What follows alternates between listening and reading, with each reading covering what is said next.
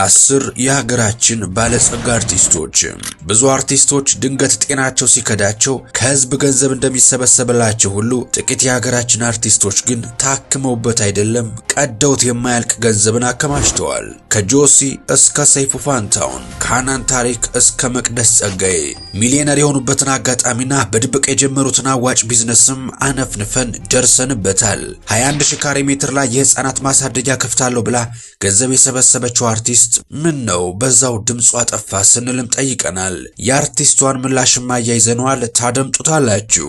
በወር 20 ሚሊዮን ብር የሚያገኘው አርቲስትስ ማን ይመስላችኋል? የምንወዳችሁ በዚህ ቪዲዮ ከ10ኛው ጀምረን እስከ አንድ እጅግ ባለጸጋ የኢትዮጵያ አርቲስቶችንና የስኬታቸውን ሚስጥር ልናስደምጣችሁ ነው። እናንተ ብቻ እንደተለመደው ላይክና ሰብስክራይብ የሚሉ ነጭና ቀይ ቀለሞችን መታ እያደረጋችሁ አብራችሁኝ ጥቂት ዝለቁማ። በ10ኛ ደረጃ የምናገኛት ገና በ20 ዓመቷ ለወላጆቿ ቅንጡ ቤት መግዛት የቻለችውን ከተዋናይነት አልፋ ወደ ትልቅ የፊልም አዘጋጅነትና ፕሮዲውሰርነት የተሸጋገረችውን ጠንካራዋን አርቲስት መቅደስ ጸጋዬን ነው። መቅደስ ተወልዳ ያደገችው አዳማ ከተማ ሲሆን ከፍተኛ እውቅናንና ተወዳጅነትን ያገኘችው በኢቢኤስ ቴሌቪዥን ላይ ለረጅም ጊዜ ይተላለፍ በነበረው ሞጋቾች በተሰኘው ታዋቂ ተከታታይ የሕክምና ድራማ ላይ በነበራት ድንቅ የትወና ብቃት ነው። መቅደስ በትወና ብቻ ሳትወሰን መቅዲ ፕሮዳክሽን የተሰኘ ትልቅ ድርጅት አቋቁማ በመስራት ላይ ትገኛለች። በዚህ ድርጅቱ አማካኝነት ሞጋቾችን ጨምሮ በርካታ ተከታታይ ድራማዎችን በማዘጋጀት ለቴሌቪዥን ጣቢያዎች በከፍተኛ ዋጋ በመሸጥና ከምታዘጋጅ ያቸው ማስታወቂያዎች በመታገኘው ገቢ ከፍተኛ ተከፋይ መሆን ችላለች። መቅደስ ሚሊዮነር ለመባል ሌላው ቀርቶ ከ9 ዓመት በፊትም ያኔ 1 ሚሊዮን ብር 2 እና 3 መኪና በሚገዛበት ጊዜ 2 ሚሊዮን ብር ለሰርጓ ማውጣቷ ምን ያክል በገንዘብ እንደተረማመደች ያሳያል። ይሁን እንጂ መቅደስ በሰው ሀገር ስጋ ቆራጩን እስከ መስራት የሚያደርስ የሥራ ፍቅር ያላት የሴት ብርቱ እንደሆነች በርካቶች ቢመሰክሩላትም ከጥቂት ዓመታት በፊት 21 ሺህ ካሬ ሜትር ላይ የልጆች አድማስ የተሰኘ የህፃናት ማሳደጊያ እከፍታለሁ ብላ ገንዘብ መሰብሰቧም የሚታወስ ነው። ታዲያ ነገር ሁሉ ቄሱም ዝም መጽሐፉም ዝም ከሆነ ሰነባብቷል። በዚህም አድናቂዎቿ መቅዲ ሆዬ የተሰበሰበው ገንዘብና የህፃናት ማሳደጊያው የት ደረሰ ማለታቸውን ተከትሎ አርቲስት መቅደስ ጸጋዬም በስልክ በሰጠችው ምላሽ 21 ሺህ ካሬ ሜትር መሬቱን የአዲስ አበባ ከተማ አስተዳደር ነበር ሊሰጠኝ የነበረው። በመሆኑም 21 ሺህ ካሬው ቀርቶ 10 ሺህ ካሬ ሜትር ለሚኮራ ላይ መሬት ተፈቅዶልኛል። እሱን ለመረከብም ገና ፕሮሰስ ላይ ነኝ ብላለች አርቲስቷ። የተሰበሰበውን ገንዘብ አስመልክታም በካሽ የተሰበሰበው ብር በጣም ትንሽ መሆኑን ገልጻ በርካታ ድርጅቶች፣ ባንኮችና ኢንሹራንሶች ህንፃውን ለመገንባትና የገንዘብ ድጋፍ ለማድረግም ቃል እንደገቡ አስታውቃለች። የሆነ ሆኖ በተለያዩ ምክንያቶች እስካሁን ምንም አይነት መሬት የያዘ ነገር አለመኖሩን የታዘቡት አድናቂዎቿ ዝነኞች ሆስፒታል ልንገነባ ነው፣ እርዳታ ልናደርግ ነው በሚል ሰበብ ገንዘብ ከሰበሰቡ በኋላ ጥፍት ማለታቸው እየተለመደ በመምጣቱ ብዙዎች ጊዜ ዳኛ በማለት ነገሩን ሁሉ ጊዜ ይፍታው ብለውታል። በ9ኛ ደረጃ የምናገኘው በኢትዮጵያ የፊልም ዓለም በከፍተኛ ግርማ ሞገሱና በድንቅ የትወና ብቃቱ የሚታወቀው ዝነኛው ተዋናይና ጠበቃ አበበ ባልቻን ነው። አበበ የተወለደውና ያደገው በአዲስ አበባ ከተማ ሲሆን ከኪነ ጥበብ ሙያው በተጨማሪ በሕግ ትምህርት የተመረቀ ስኬታማ ጠበቃ ነው። ለመጀመሪያ ጊዜ በትወና መድረክ ላይ የታየው ኦቴሎ በተሰኘው ታዋቂ የሼክስፒር ቲያትር ላይ ሲሆን ከዚያ በኋላም በበርካታ ታላላቅ ፊልሞችና ተከታታይ ድራማዎች ላይ ተሳትፏል። ሆኖም በመላው ሀገሪቱ ታላቅ ዝናን ያተረፈው ግን ሰው ለሰው በተሰኘው የቴሌቪዥን ድራማ ላይ አስናቀን ሆኖ በብቃት ከተወነ በኋላ ነው።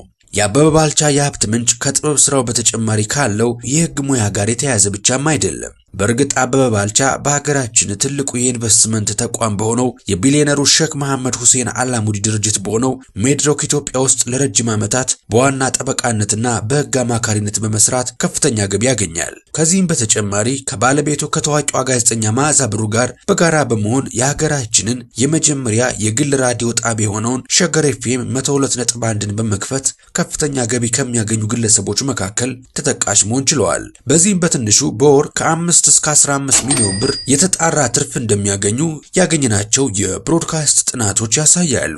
በመቀጠል በ8ኛ ደረጃ የምናገኘው ከድምፃዊነት ተነስቶ በአሁኑ ወቅት በትልልቅ ቢዝነሶች ላይ ኢንቨስት እያደረገ የሚገኘውን ታዋቂውን አርቲስትና ባለሀብት ዮሴፍ ገብሬን ነው። ጆሲ ከሙዚቀኝነቱ ባሻገር የተመሰከረለት ቢዝነስ አዋቂ ነው። ለዚህም አንዱ ምስክር ዶክተር ወዳጅነህ መሐረነ ነው።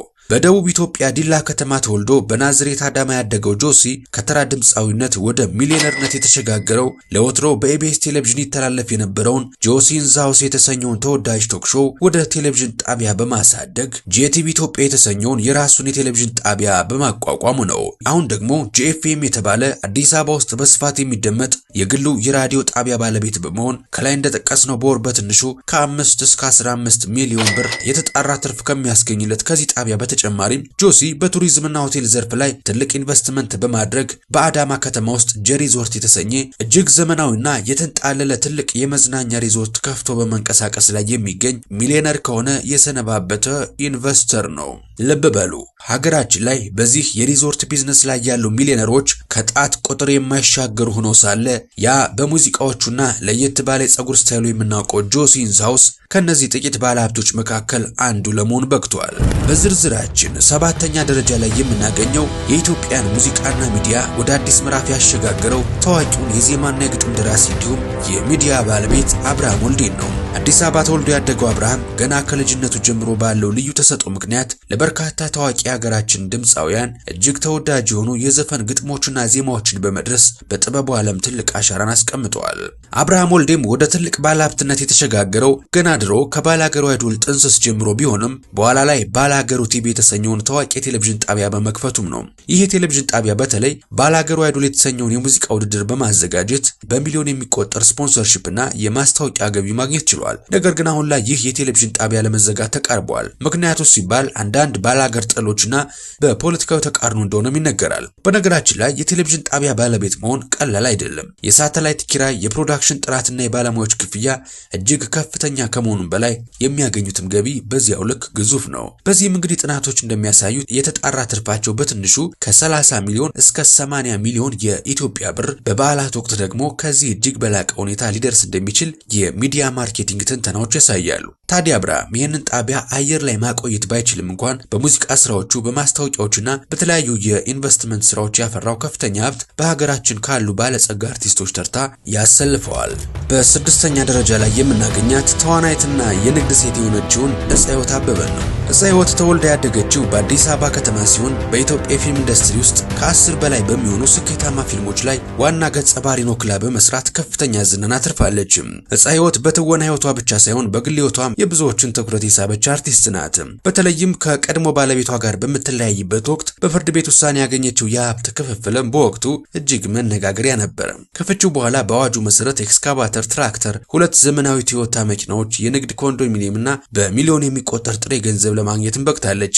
እፀህይወት ይህንን ያገኘችውን ሀብት ታዲያ ወደ ተለያዩ ንግዶች በመለወጥ ዘመጋ የተሰኘ እውቅ ሬስቶራንት ከፍታለች። በተጨማሪም በቅርብ ጊዜ የሴቶች የስፖርት አልባሳትን የሚያመርተውን ካብነሽ የተሰኘ ድርጅት መስርታለች።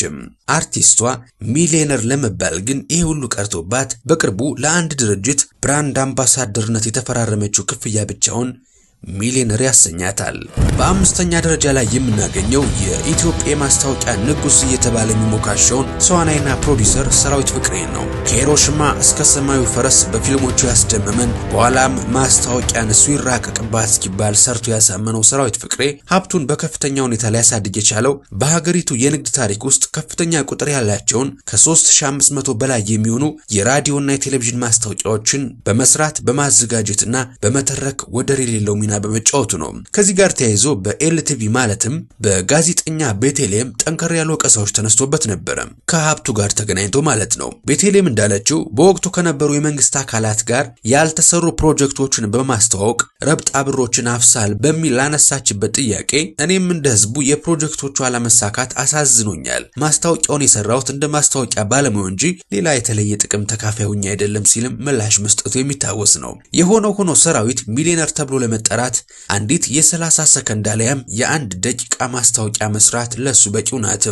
በዚህም የመኖሪያ ቤቱ ሰፊና ደልቃቃ ከመሆኑ የተነሳ በልጅነት ያሰቃየኝ ድህነቴን እየተበቀልኩት ነው ይላል። የተንጣለለ ቤቱንና ቅንጡ ዕቃዎቹንም እንዲህ ያስጎበኘናል።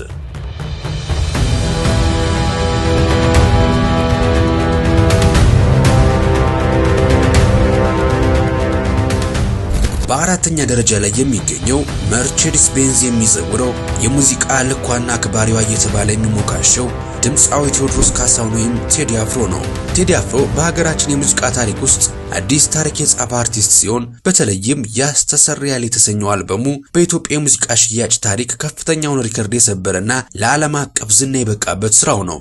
ቴዲ አፍሮ ሚሊዮነር ከመሆኑ በፊት የሚሊዮኖችን ቀልብ በዜማዎቹ መግዛት ችሏል። በሀገር ውስጥና በዓለም አቀፍ መድረኮች በአሜሪካ፣ በአውሮፓ፣ በመካከለኛው ምስራቅና በአውስትራሊያ በሚያዘጋጃቸው ታላላቅ ኮንሰርቶች አማካኝነት የሙዚቃ ስራዎቹን በማቅረብ ሚሊዮነር ከሆነ ዘመናትን አስቆጥሯል። ለአንድ ኮንሰርት የሚከፈለው ክፍያም በሀገራችን ታሪክ ከፍተኛ ሲሆን አልበሞቹም በታዋቂ ኩባንያዎች በብዙ ሚሊዮን ብሮች ስፖንሰር ይደረጋሉ። ቴዲ ከሙዚቃ በተጨማሪ ያፈራውን ገንዘብ በንግድ ስራ ላይ ያዋለ ሲሆን በተለይም በትልልቅ የኮንስትራክሽን የግንባታ ዕቃዎች ማከራየት ስራ ላይ በመሰማራት በየቀኑ ከፍተኛ ገቢ እንደሚያገኝም ሰምተናል። ማራኪ የሆኑ የመኖሪያ ቤቶችና መኪናዎች ያሉት ቴዲ አፍሮ በጥበብ ስራ ብቻ ሳይሆን በሀብትም እጅግ ስኬታማ ነው። ከዚህ ጋር ተያይዞ በታታሪነቷና በአነጋጋሪነቱ የምትጠቀሰው ባለቤቱ ወይዘሮ መለሰት ሙጬም የቴዲ አፍሮን ሀብት በማስተዳደር እንዲሁም በራሷ ሚዲያ ላይ በምታደርጋቸው እንቅስቃሴዎች ከፍተኛ ገቢንም ታገኛለች። በሶስተኛ ደረጃ ላይ የምናገኛት አርቲስት የትናየት ታምሩ ሲሆን በፊልሞቿ ላይ ወጥ ያሉ ገጸ ባህሪያትን በመጫወት ትታወቃለች። ከሰለሞን ቦጋለ ጋር የእውነት የተሳሳሙበት ፊልም ብዙዎችን ያነጋገረ ያጨቃጨቀና አጀብ ያስባለ ፊልም ነበረ። ታዲያ ይህች ሴት ያመነችበትን ነገር ከማድረግ ወደ ኋላ እንደማትል በዚህ ፊልም ላይ ያደረገችው ተግባር በቂ ምስክር ሆኖ ሳለ በአሁኑ ሰዓት ከኪነ ጥበብ ዓለም በመጠኑ ራቅ በማለት ሙሉ ትኩረቷን በግል ንግዶቿ ላይ አድርጋለች። በአሁኑ ወቅት ሲዩስ ዲያግኖስቲክ ሴንተር የተሰኘ ዘመናዊና ደረጃውን የጠበቀ ታዋቂ የሕክምና ክሊኒክን በባለቤትነት በማስተዳደር በንግዱ ዓለም ስኬታማነቷን አስመስክራለች። ብሎም ቅንጡ ኑሮን በመምራትና ሚሊዮነር ከሆኑ ዝነኞች መካከል ቀዳሚውና ትጠቀሳለች። ክሊኒኩ ዓለም አቀፍ ስታንዳርዱን የጠበቀ በመሆኑም በአመት በርካታ ሚሊዮኖችን ታገኛለች። በዝርዝራችን በሁለተኛ ደረጃ ላይ የምናገኛት በውበቷ ብቻ ሳይሆን በትልልቅ የቢዝነስ ኢንቨስትመንቶቿ በሀገራችን ከፍተኛ ስኬትና ሀብት ማፍራት የቻለችውን ዝነኛዋን ተዋናይትና ሞዴል ሃናን ታሪክን ነው። ሃናን በኢትዮጵያ ፊልምና የቴሌቪዥን ድራማዎች ላይ ባሳየችው ብቃት የህዝብ ልብ ውስጥ መግባት የቻለች ሲሆን በአሁኑ ሰዓት በኢንስታግራም ገጿ ከ1.4 ሚሊዮን በላይ ተከታዮች አሏት። ይህ ታዋቂነቷ ለትልልቅ ኩባንያዎች ተመራጭ የማስታወቂያ ፊትና ብራንድ አምባሳደር እንድትሆን እንዲሁም ከፍተኛ የማስታወቂያ ገቢ እንድታገኝ ያስችሏታል። በእርግጥ ከዚህም አልፎ አርቲስቷ ሃናን ታሪክ ከተዋናይነትና ከሞዴልነት የምታገኘውን ገቢ ወደ ትልልቅ የንግድ ኢንዱስትሪዎች በመለወጥ የራሷን የሀብት ግዛት መገንባት ትችላለች። በሀገራችን ትልቅ ስም ካላቸው የኮንስትራክሽን ዘርፎች መካከል የአዲስ ዌይ ሪል ስቴት እና የአዲስ ዌይ ኮንስትራክሽን መስራችና ባለቤት በመሆን ከባለቤቷ ጋር በመጣመር በትልልቅ የግንባታ ኢንዱስትሪዎች ውስጥ ከፍተኛ የሚባል ካፒታል እያንቀሳቀሱ ይገኛሉ። ከዚህም በተጨማሪ የኢትዮጵያን ቡና ለዓለም አቀፍ ገበያ ለማቅረብ የኢትዮጵያ ኮፊ የቡና ድርጅት ባለቤት በመሆንም እየሰራች ትገኛለች። አርቲስቷ የምትኖርበት ቅንጡ ቤትና በየጊዜው የምታጋራቸው የፋሽን አልባሳቶቿ የብዙዎችን ቀልብ ይስባሉ። በዚህም እጅግ ቅንጡ ኑሮን ከሚመሩ እውቅ ባለጸጋ አርቲስቶች ተርታ ለመመደብ በቅታለች። በመጨረሻም በዝርዝራችን ቀዳሚውን ስፍራ ያዘው የኢትዮጵያ የሚዲያ ዓለም ንጉስና ተጽዕኖ ፈጣሪው ጋዜጠኛ የማስታወቂያ ባለሙያና ተዋናይ ሰይፉ ፋንታሁን ነው። ሰይፉ የተወለደውና የመጀመሪያ እድገቱን ያሳለፈው በታሪካዊቷ የሐረር ከተማ ሲሆን ከጋዜጠኝነት ሙያው በተጨማሪ በወጣትነቱ የተለያዩ ፊልሞች ላይ ተዋናይ ሆኖ በመስራት የጥበብ ዓለምን ተቀላቅሏል። ሰይፉ ፋንታሁን ሚሊዮነር ለመባል ምናልባት በቀናት ውስጥ የሚያሰራጫቸው ማስታወቂያዎች በቂ ናቸው። ከፍተኛ ተመልካች ካለው የዩቲዩብ ገጹ የሚያገኘውን ገቢ ትተነው ኢቢኤስ ቴሌቪዥን የሚከፍለው ረብጣ ብር ሳይቆጠር እንኳን ሬዲዮ ላይ ከሚያገኘው የማስታወቂያና የዝግጅት ክፍል በላይ የኢትዮ ኤፍኤም ራዲዮ ባለቤት መሆኑ ብቻውን በዚህ ዝርዝር ውስጥ ቀዳሚ ለመሆን በቂ ነው። በእርግጥ ይህ ኢትዮ ኤፍኤም የሰይፉ ፋንታሁን ብቻ ሳይሆን ሌሎች ጥቂት ዝነኞችም ሼር አላቸው። ከነዚህም መካከል አርቲስት ሰራዊት ፍቅሬ ይገኝበታል። ሰይፉ ይህን ሁሉ ገንዘብ የሚያሳፍሰው ዝናና እውቅና ላይ ከመድረሱ በፊት ግን ጋዜጣና መጽሔት ላይ ከመስራት ፊልም ደርሶ እስከ መተወን አልፎም የመድረክ ቀልዶችን ለማቅረብ በመሞከር ውስጥና የራዲዮ ጋዜጠኛ ሆኖ እስከ ማለፍ በሚዲያ ዘርፍ ረጅም ዓመታትን ያስቆጠረ ድካምና ጽናት ከጀርባው እንዳለ ምስክሮቹ የዛሬ ስራዎቹና ድርጅቶቹ ናቸው። ታዲያ ሰይፉ ከነዚህ ሁሉ ረጅም ዓመታት የድካምና የስኬት ዓመታት በኋላ በቅርቡ በሰጠው አንድ ቃለ መጠይቅ ላይ እስከ ቅርብ ጊዜ ድረስ ገንዘብ ደስታን የሚገዛ ይመስለኝ ነበር፣ አሁን ግን ገንዘብ ደስታን እንደማይገዛ ተረድቻለሁ ሲል ተደምጦ ነበር። ሰይፉ እንግዲህ ሰይፉ በኢቢኤስ የተሰኘው የምሽት ቶክ ሾው ፕሮግራም በኢትዮጵያ ሚዲያ ታሪክ ከፍተኛውን የማስታወቂያ ገቢ የሚያስገባ የቲቪ ዝግጅት ነው። ሰይፉ በእነዚህ ፕሮግራሞች ላይ ከሚመጡ ስፖንሰሮችና ማስታወቂያዎች በሚያገኘው ሰፊ ትርፍ የራሱን ትልቅ ሀብት ያፈራ ሲሆን በአሁኑ ወቅት በሚዲያ ስፖንሰርሺፕ ከፍተኛ ገቢ ከሚያገኙ ዝነኞች መካከል ቀዳሚው ነው። የምንወዳችሁ ተመልካቾቻችን ጥንቅራችን እስከ ማብቂያው ስለታደማችሁልን ላክ ያለ ልባዊ ምስጋና እንጀባ እያልኳችሁ ቪዲዮውን እንደወደዳችሁት ምንም ጥርጥር የለኝም። ስለዚህ ቪዲዮ ላይክ ማድረግ እንዳትረሱ። እንደዚህ ያሉ ትኩስና ወቅታዊ እንዲሁም ማህበራዊ ጉዳዮች ደግሞ በየቀኑ ደርሰዋችሁ ኢትዮ ቱሪዝም ሰብስክራይብ ማድረግ ቤተሰብ እንድትሆኑ የጋበዝኳችሁ። በቀጣይ በተሻለ ቪዲዮ እስከምንገናኝ ሰላማችሁ ብዝት ይበልልኝ። ቸር ቆዩልኝ።